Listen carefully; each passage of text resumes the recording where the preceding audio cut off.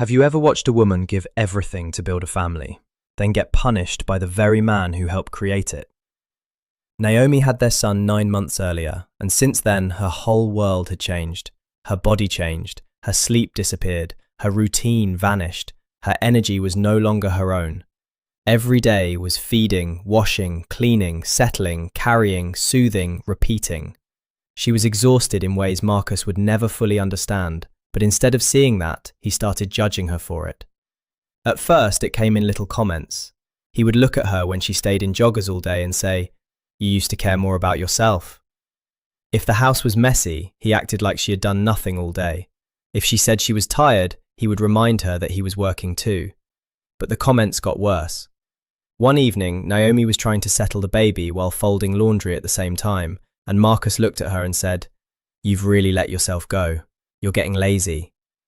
She just stood there, holding their child, staring at a man whose life had barely changed compared to hers, listening to him speak about her like she was a disappointment, instead of the woman who had carried his baby, delivered his child, and was still holding everything together on almost no sleep.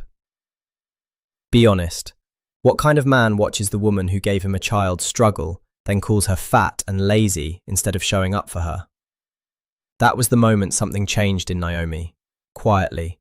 She stopped explaining how tired she was, stopped trying to make him understand the invisible labour he kept benefiting from while disrespecting. She just started seeing him clearly. Marcus still expected dinner, still expected her body to bounce back on his timeline, still expected warmth, softness, and access to a woman he was actively wearing down. And the more he spoke, the more obvious it became that he did not want a partner who had been through childbirth. He wanted the fantasy version of motherhood, where the baby arrived but the woman stayed untouched. Then came the day Naomi made her decision. Marcus made another comment about her body while she was packing the baby bag, and this time she did not cry. She did not defend herself. She packed the rest of the bag, picked up her son, and went to her sister's house. No drama, no long speech, just distance.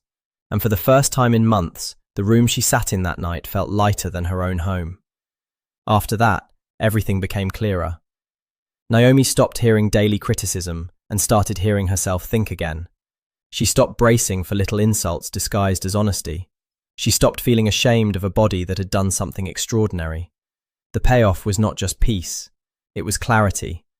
Because once she got away from Marcus's voice, she could finally hear the truth. She had never been failing. She had just been trying to survive motherhood beside a man who made her hardest season even heavier.